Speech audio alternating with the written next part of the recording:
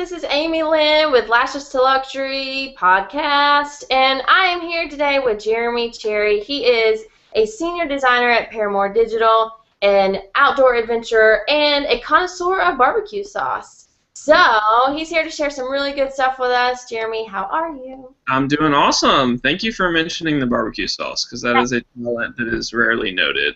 It is a valuable part of you, so it had to be mentioned. Okay, so Jeremy, I want you to kind of give us some background on you, like talk about, your story. So tell me about your career and your credentials and what makes you an expert on all of the goods. Awesome. Well, it started on a foggy morning in 1989. I'm kidding. That was when I was born. So I started designing a while back, actually. I kind of knew it was kind of a bizarre situation because I didn't kind of stumble across design. It was something that I kind of enjoyed doing pretty much most of my life from an early age. I was always really into kind of drawing and art and all that kind of stuff, whether that was music or art classes or any of that kind of stuff. And then in high school, I took a web design class and really liked it, so that was kind of what set me up to start doing that when I went into college. And then kind of fast forward, I moved to Nashville right after college and got a job at a really small nonprofit down here doing design. And then for the last 2.5 years, almost 3, I've been working at Paramore, which is a digital agency in downtown Nashville that does everything from mobile apps and websites to even some branding projects. Good stuff. So, you obviously have insight onto the role of branding. So, can you kind of give me like some branding basics? Like, what does that look like in basic terms? Yes, absolutely. So, I feel like the best place to start when talking about a brand is one of the biggest kind of myths or misconceptions about a brand, and that is that logo and brand are synonymous. So, that is a big myth. A logo and a brand are completely different things, and actually a logo fits within the umbrella of a brand, if that makes sense. So I think a lot of people, it can be very easy, especially when you're kind of managing either your own business or your own product or brand or service or really anything, to confuse the two. So really from a branding basics, without sounding artsy-fartsy, a brand is just everything that encompasses a company or a service or a entity, company, whatever that is. So that's everything from like colors to logos to, even things down to how is your print material styled, what colors do you use. Something that's really good to kind of visualize how big a brand can be is to think of just huge companies that are using these massive brand packages, so like a Nike, like a Coke, a McDonald's. All of those types of companies just have so many different aspects that are just so much bigger than just a logo. So when you think brand, you really can't think big enough when you think brand, because it's kind of honestly everything you put out there. So if you are, for instance, a small business owner, everything comes back to brand. Brand is kind of the central kind of piece that you work around. So that's everything from how you communicate with people via email and phone to what your website looks like. So I know that's kind of a big abstract explanation of brand, but yeah, that's kind of the basics. Yeah, that's perfect. So what are some common mistakes that people do make when they're branding their business or themselves? Yeah, absolutely. Coming back to kind of that first misconception that we were talking about, one of the things that I see a lot of times done is people just making their branding or their logo rather work too hard. So a logo should just be a very simplified version of who you are, or in the case of a company, what you are. So for instance, you're not trying to put too many concepts into a logo. It should just be really just a very simplified visual representation of you, of your brand, of everything you have to say, everything you do. So I think one of the kind of first mistakes with kind of branding and getting that right is just making sure that all of those little elements are working together and they're very consistent. So making sure that everything you put out there kind of falls within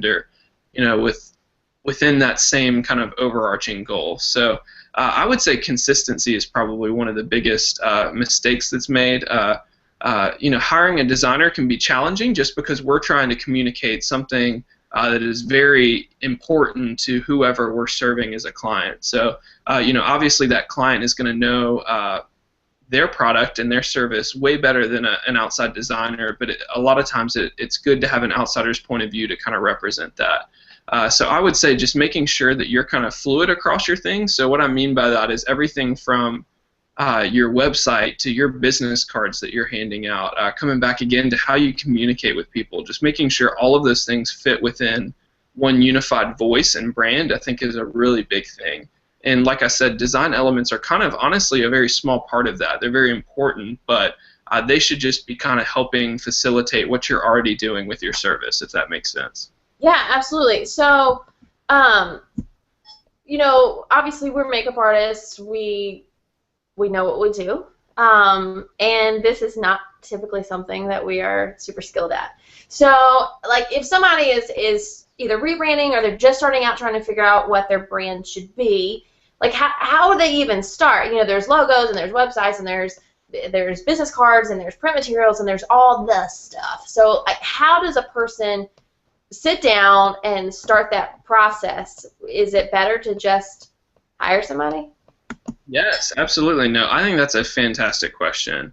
Kind of the first piece of encouragement in that is if you're starting out from ground zero, like you are in a great spot. And that sounds really weird to say that because you're probably feeling like that's not a great spot. The reason is because you can lay the foundation now and just kind of build upon that. I would recommend if you're starting from ground zero, I would start with kind of logo and identity work first. And basically what I mean by that is you know, logo is self-explanatory, but a lot of times designers throw terms out like identity packages and stuff like that, and really all they're talking about is, you know, just kind of pieces that fall within a print style guide. So usually when a designer creates kind of a logo package for a client, they include what's called kind of like a creative style guide. Different designers will do that different ways. And when you make it up to the big time, when, like I said, you're a Nike or something like that, you know, your style guide could be hundreds of pages because you have so many different design elements. But that would be a great place to start because really that is the basic building block that everything else will base off of. So when you're doing print material, when you're doing websites, when you're doing even promotional videos, all of it is being built upon that current style guide that you have. So that's everything from colors and fonts to just ways that you show typography throughout all of your different elements and stuff like that. Kind of building upon that, especially if you're a small business owner, I know that print materials can be huge. You know, having something to hand out when you're meeting with clients and at a convention or speaking somewhere or whatever that may be, print materials can be a really great thing. So I would suggest, you know, we're kind of moving away from the world of where letterhead is a really big deal. I know that there's a lot of corporations and kind of companies that are still using that a lot, but if you're a small business owner, I would say it's not as big of a deal to have those types of items, but a business card is a huge deal. I would even say if you're working with a designer, to get creative with it. You know, a business card is a first impression for a lot of people. And creating something that stops them from just slipping it in their pocket and moving on is a really good first impression. To kind of come back to your second question, I always recommend hiring a designer. One of the reasons for that is just having a fresh take on all of these different design elements. You know, a lot of creatives kind of make the mistake of, because they're creative and because they have their kind of hands in so many different types of things and different types of media, that it can be really easy to start going in the trend of, oh, well, I'll just do it myself, and then I'll get someone to tweak the website, or I'll get someone to design the print materials after I do the branding. If anything, I would do the opposite of that. I would hire a designer to do your brand and make sure that your foundation is really strong, and if anything, use that style guide and that branding that a designer gives you to kind of build off some other things. There's so many great resources like Squarespace, and there's a lot of great templates out there to design print materials. So if you're a small business owner that's working on a budget, like I said, I would spend that money on hiring a designer in the beginning of a project with the brand so that you have more to kind of work with later on. I would say a website is absolutely important. I'm a little biased because my day job is a web designer, so it's very important, but everyone's first impression is the web. So like I said, things are moving away from print a lot unless you're handing out a lot of business cards all the time. So really people are going to Google you and then find you on the web and see what they can find out. So I think a website is a huge, important part of that. Yeah, and something too that that goes along with that, I think, and especially for us, is because we are in a visual market, is how social media plays into, our online presence. Yeah, absolutely. And I'm assuming that you would suggest that the branding also flow into our social media presence as well. Yes, absolutely. I think that really branding should be kind of your overarching path throughout anything. So like anything you're putting out there on social should have one part of brand that's really hard to kind of capture talking about social is voice. Voice is something that we throw around a lot in the creative business, and really all we're talking about is just making sure that everything you're writing, everything you're saying on social media, anything you're saying in promotional materials, whether that's print or video or any of that kind of stuff, making sure it's all coming from the same spot and it doesn't sound like it's coming from multiple people. Especially if you're someone who is just someone managing a small business. Again, coming back to that and working from the bottom up, you are your brand. So you walking around and interacting with people is going to be that first impression someone gets. And a lot of times your branding package, whether that's logo or website or representing what you offer in person. So making sure that you're kind of coming across consistent across your voice. And again, I'm glad you mentioned social media because that's a big deal. People are they're not only going to Google you, they're going to Facebook you. A lot of times Google is going to show up with your Facebook profile as one of the top leads on its results page. So making sure that you're putting out consistent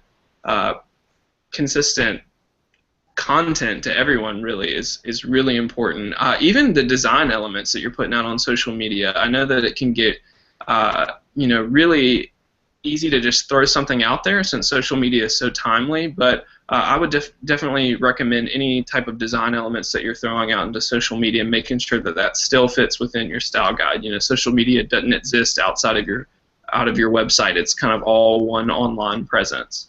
Yeah, I need to work on that. I just attended the makeup show this past weekend, and it kind of reinforces what I'm about to say, which is in the world of makeup, we are very attracted to lots of color and lots of sparkle. I'm telling you, there were probably 5 vendors there just selling glitter alone. So, we love that crap. We like the, hot pink, and we like all the excitement. And so we're very attracted to some pretty gaudy stuff. So, how is that a good thing? Is that a bad thing when it's coming to branding? We tend to be kind of over the top people. So, what does that look like?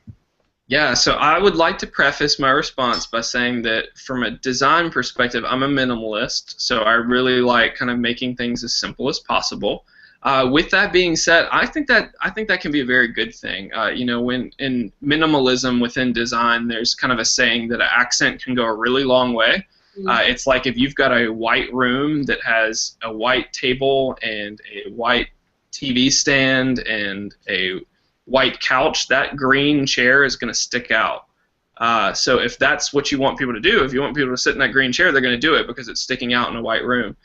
So that's just kind of a random, terrible example, honestly, of what I was trying to say. But anyways, an accent can go a long way. So I think that, within that kind of realm, the glitz and the glamour and that kind of stuff is representative of the industry. I think probably a lot of your clients are going to realize that is represented a lot too. But as far as how to implement that throughout your design, I would say using it as an accent can be a really great thing. But a little bit can go a really long way. So if you want to put one little splash of glitter on your website, let that just be very sparingly, because it's going to make much more of a statement than if glitter is all over your website. Gotcha. And two, another thing with that is being true to the industry. I think that our generation is so kind of hell-bent on being different, both visually and what we look like, what we listen to, and all those kind of things that, I think that there's a fine line between that. It's kind of making sure that you're in line with the rest of your industry about, with also creating a brand that is unique and true to who you are. So I'd say if you like glitter, go for glitter, because if that's your personality, then, go for it and just use a little bit of it. Just try not to use the whole bottle. Show some restraint. That's right. Cool. Okay, my last question is, if you were a lipstick, if there was a lipstick color that was inspired by you, what color would it be, and what would its name be? I mean, I think that's a given for me. It's cherry red, trademark pending. Right? Like that last name. I mean, I think that just drives the brand home, you know? Truly. I feel like that's a natural progression. I mean, Justin Bieber put out a cologne, so I mean, I don't think it'd be out of the ordinary for me to put out a lipstick shade. I mean, Well, it wouldn't be. And your status is pretty much up there with the Biebs. So. I try. Yeah, what can you do? Awesome. Well, Jeremy, thank you so much. I really appreciate all of your insight, and I know that everyone else does. Thanks for having me. It's been a pleasure. Much love. All right, have a good one. Yeah.